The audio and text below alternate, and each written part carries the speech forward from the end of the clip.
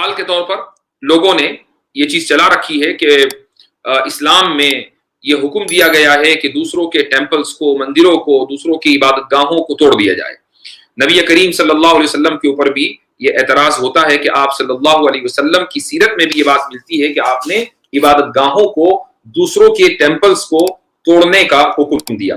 دیکھیے یہ موضوع میں اس لیے لے کر آ رہا ہوں، ایک تو یہ کہ قرآن کریم کا جو پیغام میں نے بھی آپ کو سنایا تو ایک تو اس کی مناسبت سے، دوسرے یہ کہ جب ہم اسلام کا پیغام سناتے ہیں، اللہ سبحانہ و تعالیٰ نے کیا کہا کہ ایک عام پیغام اسلام کا دے دیں۔ اب وہ عام پیغام کیا ہے؟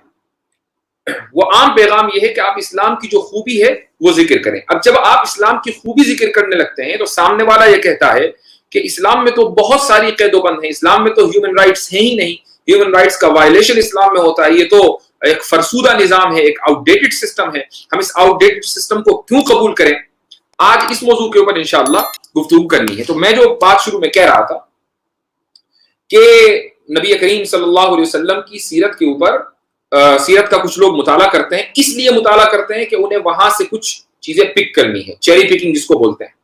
یاد رکھیے کہ اگر آپ کے پاس ریسیپی کی، فوڈ ریسیپی کی کوئی کتاب ہے نا، اگر آپ فوڈ ریسیپی کی کوئی کتاب لیں اور اس سے ٹیررزم ثابت کرنا چاہیں تو بہت آسانی کے ساتھ کر سکتے ہیں۔ حالانکہ فوڈ ریسیپی کا ٹیررزم سے کوئی تعلق نہیں ہے، لیکن اس میں یہ تو لکھا ہی ہوتا ہے کہ سبزی کاٹنی ہے اور اس کے بعد اس کو یعنی کرش کرنا ہے، یہ ساری چیزیں ہیں۔ تو آپ نے سبزی بھی ہٹا دی اور آگے جو لکھا ہے وہ بھی ہٹا دیا، صرف کاٹنے کا لفظ لے دیا۔ اب آپ کہیں دیکھو چاقو سے کاٹنے کی بات ہو رہی ہے، تو فوڈ ریسیپی کی جو کتاب ہے اس سے بھی کوئی آدمی اگر آگے پیچھے کا کاٹ کر ٹیررزم ثابت کرنا چاہے تو کر سکتا ہے۔ تو بہت سے لوگ سیرت کا، قرآن کا اس لیے مطالعہ کرتے ہیں کہ انہیں چیری پکنگ کرنی ہوتی ہے تاکہ وہ اسلام کے اوپر اعتراضات کر سکیں۔ نبی کریم صلی اللہ علیہ وسلم نے جب مکہ فتح فرمایا تو اس وقت مکہ کے علاقے میں بہت سے بت تھے، اور مختلف مکے کے علاقے میں نہیں بلکہ اس آس پاس کے پورے علاقے کے اندر بہت سے بت تھے، مندر تھے اور ٹیمپلز تھے۔ آپ صلی اللہ علیہ وسلم نے مختلف صحابہ کو بھیجا اور ان ٹیمپلز کو مسمار کرنے کا، منہدم کرنے کا حکم دیا۔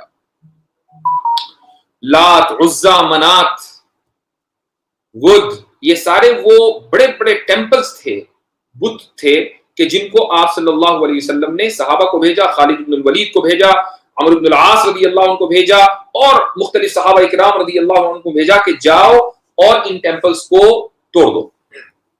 یہ بات سیرت میں لکھی ہوئی ہے، اس میں کوئی شک نہیں ہے، لیکن ایٹ دا سیم ٹائم وہیں قرآن میں یہ بھی لکھا ہوا ہے کہ دوسروں کی عبادت گاہوں کو بلا کسی وجہ کے توڑنا جائز نہیں، یہ بھی لکھا ہوا ہے۔ اب آپ کیسے ریکنسیلیشن کریں گے، کیسے ان دونوں چیزوں کے درمیان آپ تطبیق دیں گے؟ دیکھیے قرآن کریم میں کہاں لکھا ہوا ہے؟ قرآن کریم کی وہ آیت سورہ حج میں کہ جس آیت سے اللہ نے جہاد کو جائز قرار دیا ہے، اذن للذین یقاتلون بانہم ظلموا، اس آیت میں آگے ہے جنگ کا مقصد جو بیان کیا جا رہا ہے، جنگ کی جو حکمت بیان کی جا رہی ہے وہ یہ کہ ولولا دفع اللہ الناس بعضهم ببعض لہدمت صوامع وبیع وصلوات، کہ اگر جنگیں نہ ہوتی، یعنی ظالم کو اس کے ظلم کا بدلہ نہ دیا جاتا تو ظالم آ کر عبادت گاہوں کو مسمار کرتا، بیع وصلوات، بیع یعنی سینگاگز کو، چرچز کو، ٹیمپلز کو، اور اس کے بعد مساجد کو، مساجد کا لفظ سب سے آخر میں، تو سینگاگز کا ذکر کیا، ٹیمپلز کا ذکر کیا، چرچز کا ذکر کیا، آخر میں مساجد کا ذکر کیا کہ اس حکمت سے ظالم کے ظلم کا جواب دینے کے لیے جنگوں کو جائز قرار دیا گیا ہے۔ کس مقصد سے؟ صرف مساجد کے تحفظ کے لیے نہیں بلکہ جو دوسری عبادت گاہیں ہیں ان کے تحفظ کے لیے بھی۔ یہ قرآن کریم کی آیت ہے، سورہ حج میں موجود ہے۔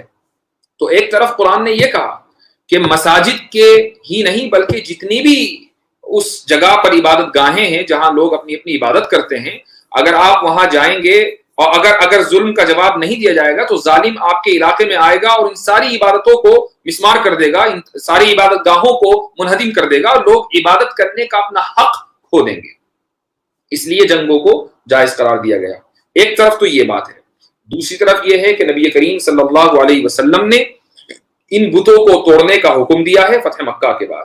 کیوں دیا ہے؟ لوگ اس کو ذکر نہیں کرتے ہیں، صرف یہ دیکھتے ہیں کہ دیکھو محمد صلی اللہ علیہ وسلم نے مکہ فتح کرنے کے بعد یہ کیا یہ کیا یہ کیا. اس لیے اسلام تو اس چیز میں بلیو کرتا ہے کہ مندروں کو توڑ دیا جائے. لہٰذا انڈیا میں جو مسلم بادشاہ آئے اور انہوں نے جو مندروں کو توڑا، پہلے تو یہی چیز ڈیبیٹیبل ہے کہ واقعی توڑا نہیں، لیکن چلو تھوڑی دیر کے لیے for the sake of the argument مان لیا کہ توڑا، تو وہ اس لیے توڑا چونکہ یہ اسلام کی تعلیم ہے اور وہ اس کو جوڑتے ہیں کہاں سے؟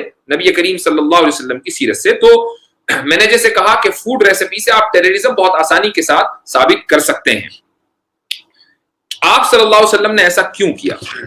اس کا جواب یہ ہے کہ ہمیں اسلام تو خیر روز اول سے ہے، لیکن نبی کریم صلی اللہ علیہ وسلم سے پہلے اس علاقے کے کیا حالات تھے اس کو دیکھنا پڑے گا. اگر آپ ان حالات کو سمجھے ہوئے نہیں ہیں، اگر آپ ہسٹری نہیں جانتے ہیں، تو آپ اسی طرح کے بلنڈرز کریں گے. نبی کریم صلی اللہ علیہ وسلم سے پہلے، کتنا پہلے؟ بہت پہلے، 600 سال پہلے تو حضرت عیسیٰ تھے، یعنی آج سے 2000 سال پہلے حضرت عیسیٰ تھے. حضرت عیسیٰ علیہ السلام سے تقریباً 2000 سال پہلے حضرت موسیٰ تھے، تو آج سے 4000 سال پہلے حضرت موسیٰ تھے. اور تقریباً کئی صدیوں پہلے حضرت موسیٰ سے حضرت یوسف علیہ السلام اور ان کے 11 بھائی، یہ ٹوٹل 12 بھائی تھے جو جن کی اولاد 12 قبیلے بنے، اور پھر حضرت موسیٰ علیہ السلام ان کو مصر سے لے کر ادھر آئے ہیں. تو حضرت یوسف کے والد ہیں حضرت یعقوب، حضرت یعقوب کے والد ہیں حضرت اسحاق، حضرت اسحاق کے والد ہیں حضرت ابراہیم علیہ السلام. تو کئی ہزار سال پہلے کی بات میں آپ کو بتا رہا ہوں. حضرت ابراہیم علیہ السلام نے اپنے ایک بیٹے جن کا نام حضرت اسماعیل ہے، ان کو مکہ میں لا کر چھوڑا تھا. مکہ میں کچھ نہیں تھا، بے آب و گیا بستی تھی. اس پورے علاقے میں صرف مکہ ہی نہیں بلکہ اس پورے علاقے میں کوئی آبادی تھی ہی نہیں، دور دور. حضرت اسماعیل علیہ السلام یہاں پر آباد ہوئے. ان کی وجہ سے ایک قبیلہ جو یمن سے پانی کی تلاش میں شام جا رہا تھا، سیریا جا رہا تھا، جب انہوں نے دیکھا کہ یہاں زمزم کا کنواں ہے تو وہ بھی وہیں رک گئے. حضرت اسماعیل علیہ السلام بڑے ہوئے، نبوت ملی، اور ان کی وجہ سے اس پورے علاقے کے اندر جتنے بھی لوگ تھے وہ سب کے سب مسلمان ہو گئے. اب جب یہ سب لوگ مسلمان ہو گئے تو یہاں اسلام چلا، توحید چلی. اور کتنے دن تک رہی؟ حضرت اسماعیل علیہ السلام کی وفات کے بھی 2500 سال کے بعد تک یہاں لوگ ایک اللہ کا نام لیتے رہے. یہاں کوئی مندر نہیں تھا، یہاں کوئی ٹیمپل نہیں تھا، یہاں کوئی بت نہیں تھا. یہاں تک کہ 2500 سال کے بعد مکے کے اوپر ایک ٹرائب ہے جس کا نام ہے بنو خزاعہ. بنو خزاعہ نے مکے کے اوپر حملہ کیا اور مکے کے اوپر قبضہ کر لیا.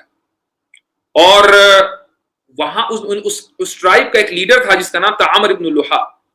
وہ اس مکے کا جو کعبہ ہے اس کا متولی بن گیا. متولی کہتے ہیں کیئر ٹیکر کو، کیئر ٹیکر بن گیا.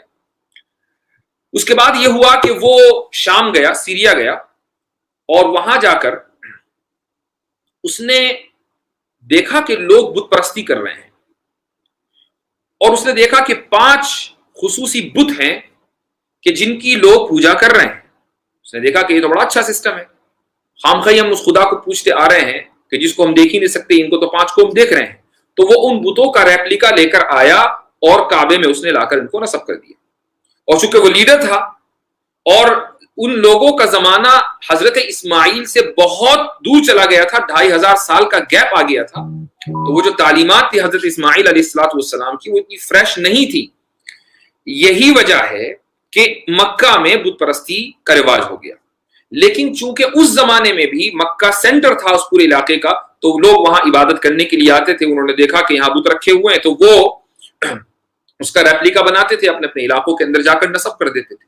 تو وہ پورا علاقہ جہاں ہمیشہ توحید رہی، جہاں ہمیشہ اسلام رہا، جہاں ہمیشہ ایک اللہ کی عبادت کی جاتی رہی، جہاں ہمیشہ انبیاء کی تعلیمات کے اوپر عمل کیا جاتا رہا، وہاں 2500 سال کے بعد بتوں کو لا کر نصب کر دیا. یہ سلسلہ یوں ہی چلتا رہا. حالانکہ وہاں بت یا جتنے بھی ٹیمپلز تھے وہ سب لائے گئے تھے.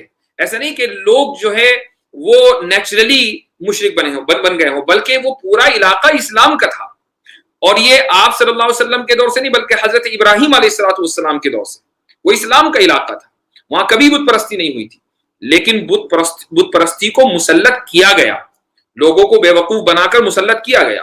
نبی کریم صلی اللہ علیہ وسلم آئے اور آپ علیہ السلام نے اس پورے علاقے کو اس کی اصل کے اوپر لوٹایا، جو اصل حضرت ابراہیم علیہ السلام چھوڑ کر گئے تھے.